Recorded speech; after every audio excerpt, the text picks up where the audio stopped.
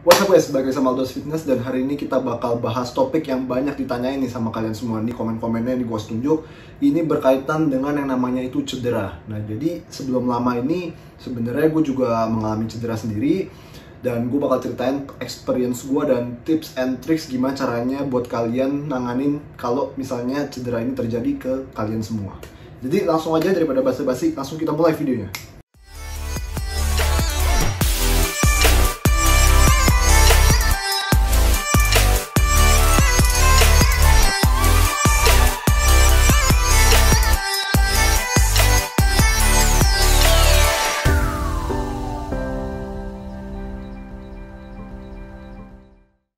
Nah, jadi cedera apa sih yang gue alamin? Jadi gue sebenarnya udah lama banget nggak deadlift, nggak squat. Karena terakhir otot glutes gue tuh kayaknya rada tight gitu ya, rada kaku gitu. Jadi ketarik dan kurang pemanasan juga. Jadi ya wajar lah jadi ketarik. Tapi maksudnya ini cederanya juga cedera yang nggak parah sih. Maksudnya cedera minor aja. Cuman untuk sekarang ini kalau misalnya gue disuruh squat dan deadlift lagi, gue sebenarnya bisa. Tapi gue bakal switching program dulu untuk sementara biar bisa fully recover dulu. Dan juga gue bakal fokus di hypertrophy. Jadi kalau misalnya squat sama deadlift, biasanya gue lebih fokus di powerlifting atau di strength-nya. Cuman di sini saat ini gue lagi nggak fokus ke sana dulu. Jadi kayak gitu cederanya. Nah jadi buat kalian-kalian juga yang misalnya mengalami cedera yang serupa nih, misalnya kayak nyeri di pinggang. Nah ini paling rawan nih, di pinggang, di lower back gitu ya. Di lower back tuh banyak banget orang yang cedera di lower back. Terus misalnya di sendi-sendi bahu, atau misalnya di pergelangan tangan gitu ya, wrist ya, atau misalnya di kaki, di ankle, atau misalnya di sendi lutut. Nah itu gimana sih cara kalian harus nanganinnya itu? Nah di sini gue bakal kasih tips and tricks gimana caranya nanganin cedera-cedera seperti ini biar kalian bisa langsung full recover, bisa cepet recovery-nya dan bisa langsung hajar ke gym lagi dan make progress. Nah, jadi langsung masuk ke yang pertama. Jadi tips yang pertama itu adalah harus kita sediakan namanya tuh tindakan preventif. Nah, apa sih tindakan preventif itu? Jadi tindakan preventif itu sebenarnya adalah tindakan-tindakan yang kita harus lakukan untuk mencegah terjadinya cedera ini. Misalnya contohnya adalah lakukan pemanasan dulu sebelum latihan. Terus selain itu juga sebelum latihan kalian harus pelajarin dulu gerakan tersebut. Yang penting kalian ngelakuin gerakan tersebut dengan teknik gerakan dan form gerakan yang benar. Jadi nggak usah terlalu fokus dulu ke bebannya itu seperti apa. Apalagi untuk latihan-latihan yang baru ya, yang misalnya kalian masih belum familiar nih. Misalnya kalian ketemu program baru, terus misalnya memang ada satu latihan yang kalian nggak familiar gitu, yang kalian nggak pernah lakuin sebelumnya. Nah ini gue saran untuk take it slow, kalian pelajarin dulu gerakannya itu seperti apa, coba lihat-lihat tutorial di YouTube, terus tanya-tanya orang juga gerakannya seperti apa, cari posisi yang paling enak buat badan kalian sendiri, karena setiap orang itu punya mobility atau mobilitas yang berbeda-beda. Jadi biasanya contohnya misalnya kayak squat gitu ya, ada beberapa orang yang bisa S2 grace squat dan ada beberapa orang yang nggak bisa S2 grace squat gitu. Jadi tergantung dari mobility setiap orang yang berbeda-beda. Nah terus dari tindakan preventif ini selainnya itu adalah gue saranin untuk leave your ego at the door gitu ya. Jadi jangan ngangkat pakai namanya ego. Karena kalau misalnya kalian ngangkat pakai ego, seperti yang tadi gue bilang, kalian fokus ke beban yang lebih berat, fokus ke beban berat terus kalian gak fokus ke teknik gerakan kalian, ke form gerakan kalian, disitulah celah paling besar untuk terjadinya cedera. Nah ini sebenarnya banyak banget orang yang agak sulit gitu ya untuk menurunkan ego. Dan gue sendiri juga pernah mengalami itu dulu, tapi ya dulu pada zaman gue powerlifting yang gila-gilaan tuh, yang pada saat gue fokus banget untuk powerlifting, itu gue bener-bener ego banget. Setiap minggu maunya max out, setiap minggu maunya one rep max, maunya full beban berat terus, nggak ada stopnya, nggak ada deload, nggak ada beban entengnya, pokoknya semuanya berat terus. Nah ini salah satu celah terbesar untuk terjadinya cedera. Jadi di sini gue saranin untuk jangan gunakan ego kalian pada saat lagi mengangkat beban ataupun lagi melakukan apapun itulah pokoknya. Jadi kalian harus bisa tetap relax gitu ya, tetap relax, tetap santai aja, nggak usah terlalu banding-bandingin dengan orang lain itu angkatannya kayak gimana, harus lebih kuat dari sana, lebih kuat dari sini, itu nggak perlu. Jadi kalian fokus sama diri kalian sendiri aja. Yang penting kita tujuannya adalah kita bisa bertahan secara jangka panjang, sustainable gitu ya. Karena kalau misalnya kita cedera mulu, ntar malah nggak ada progresnya, malah jadi performanya jadi jelek gitu, jadi menurun gitu kan. Padahal kita maunya untuk progresnya tuh tetap naik terus gitu kan, tetap jalan terus. Nah jadi ini salah satu caranya adalah jangan sampai cedera. Nah, terus kalau misalnya kalian cedera, apa yang harus kalian lakukan gitu ya? Ini di tips kedua. Jadi kalau misalnya cedera kalian, cedera yang cukup berat gitu ya, misalnya di sendi-sendi yang cukup besar, misalnya kayak otot di sendi bahu atau misalnya lower back gitu ya, kalau misalnya kalian udah coba segala cara dari obat-obatan atau misalnya dari minyak-minyakan atau diurut atau apa itu, tapi misalnya nggak sembuh juga gitu ya, gue saranin untuk kunjungi dokter gitu ya. Jadi kalian harus samperin orang-orang yang profesional yang lebih mengenal secara mendalam mengenai anatomi tubuh manusia. Jadi jangan sampai kalian cederanya itu lama banget dan gak sembuh-sembuh karena kalian males ke dokter atau kalian gak percaya dokter, percayanya sama dukun gitu ya, atau misalnya percayanya sama tukang-tukang urut tradisional gitu. Jadi gue saranin kalau misalnya memang udah dicoba dan gak bisa juga, coba ke dokter. Atau misalnya kalian bisa coba lagi ke fisioterapis yang profesional gitu ya, yang udah certified. Nah itu kalian bisa coba konsultasi ke sana. Kalau misalnya memang udah nggak sembuh-sembuh selama 1 minggu, 2 minggu itu masih nggak sembuh, masih ada keluhan terus, kalian coba aja ke sana, karena mereka adalah orang yang profesional yang bisa membantu kalian dan bisa mengarahkan kalian ke proses recovery yang lebih cepat. Nah jadi dulu gue ada cerita nih, dulu gue sempet kayak cedera saraf gitu ya, cedera saraf tapi bukan gara-gara weightlifting, itu karena main trampolin tuh. Jadi lower back gue bagian belakang tuh pas pada saat lagi loncat di trampolin gitu kan, itu bener-bener sampai kejepit gitu sarafnya. Jadi pada saat tiap kali gue nunduk tuh kayak ngilu gitu punggung gue, kayak lower backnya ngilu gitu. Dan gue kalau misalnya gue main row aja gitu ya, main back row gitu ya, kalau misalnya main low row itu juga pada saat kaki gue nahan itu lower backnya itu juga ngilu gitu. Jadi ini merupakan masalah yang cukup serius lah bisa dibilang. Akhirnya gue memutuskan kan, udah 1 minggu 2 minggu ngurut gitu kan, pergi ke tempat urut dan gak sembuh-sembuh juga. Akhirnya gue memutuskan untuk pergi ke dokter saraf, dan di situ dikasih obat dan dikasih treatment, dan hasil setelah sekian lama akhirnya sembuh juga gitu. Memang prosesnya itu cukup lama gitu ya, jadi kalian harus bisa bersabar juga dan kalian harus percayakan prosesnya itu tersebut, dan kalian harus bisa fokus juga untuk sembuh dulu dalam waktu jangka pendek ini. Jadi jangan ego lagi, udah tahu masih sakit masih dihajar-hajar terus, itu jangan. Jadi kalian coba konsultasi ke orang-orang yang lebih profesional yang bisa mengerti tentang anatomi badan manusia.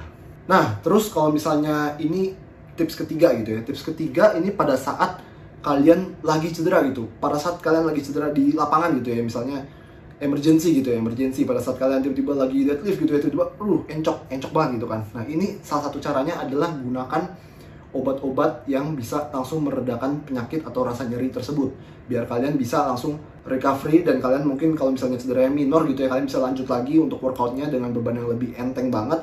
Tapi kalau misalnya memang sakit, jangan dipaksa gitu ya. Tapi ini salah satu caranya adalah kalian menggunakan obat-obatan yang bisa meredakan rasa nyeri.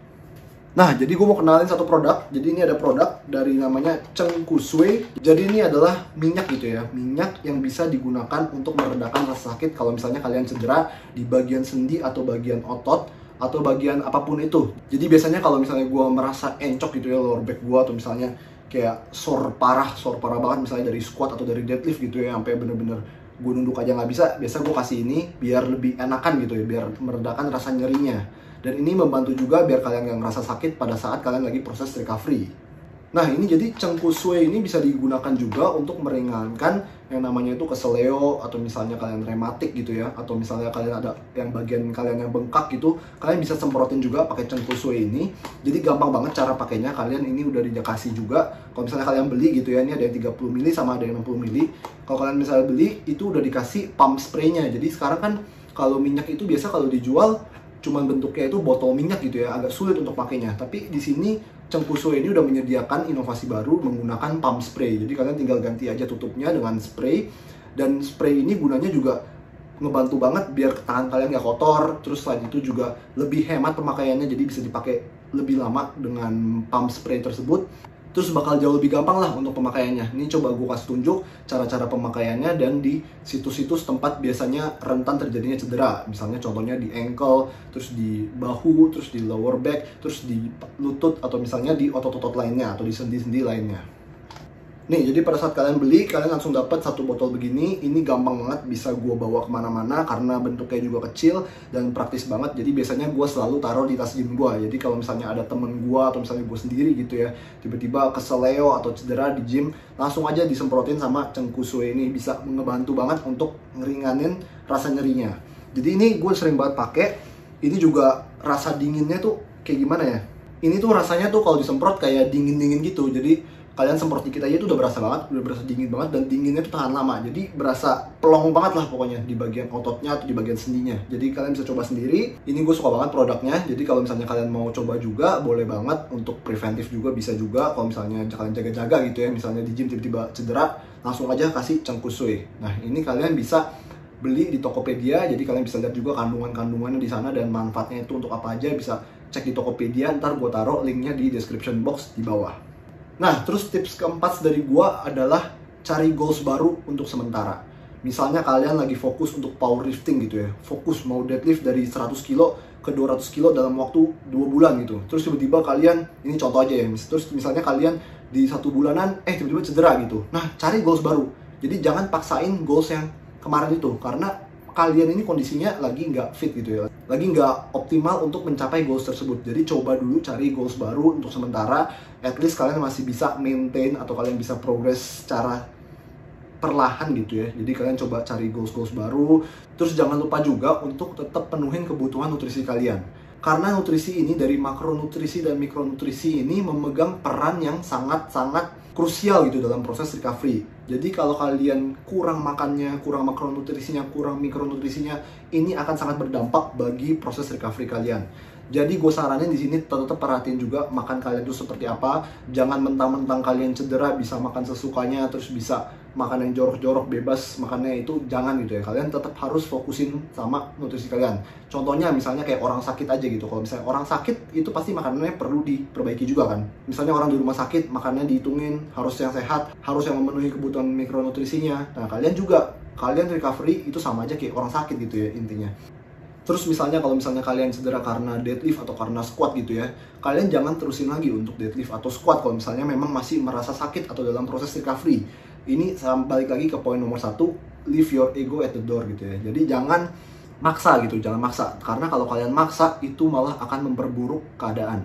Jadi di sini gue saranin cari goals baru dulu. Misalnya kalian mau coba untuk latihan hypertrophy dulu, at least kan itu masih sama-sama resistant training, itu boleh banget. Yang penting kalian di sini nggak ngerasa sakit, kalian bisa tetap jalanin, dan bisa tetap latihan dan bisa tetap progres gitu ya. Jadi kalian santai aja, nggak perlu panik, nggak perlu sampai depresi gitu ya, nggak perlu sampai stres karena cedera. Jadi kalau bisa di sini kalian tetap optimis aja, cari program baru atau cari goals yang baru, kalian tetap jalanin dan kalian bisa terus berprogres, bisa tetap latihan terus sambil menunggu proses recovery. Dan kalau misalnya proses recovery-nya udah selesai dan kalian udah fully recovered, kalian udah bisa memperform gerakan-gerakan yang kalian pengen lagi, langsung aja kalian progres lagi, tapi pelan-pelan, ingat ya. Dan coba sebisa mungkin jangan sampai cedera lagi dengan melakukan gerakan tersebut dengan teknik dan form gerakan yang benar.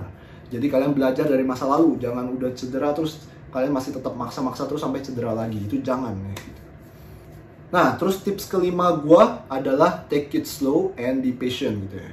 Nah, biasanya kalau orang abis cedera nih ya, apalagi orang yang kompetitif banget gitu ya, misalnya mau latihan bodybuilding, ikut kompetisi, atau misalnya mau ikut kompetisi powerlifting, biasanya mereka nggak sabar nih, dan terus misalnya sekali cedera, itu confidence-nya, kepercayaan dirinya langsung turun.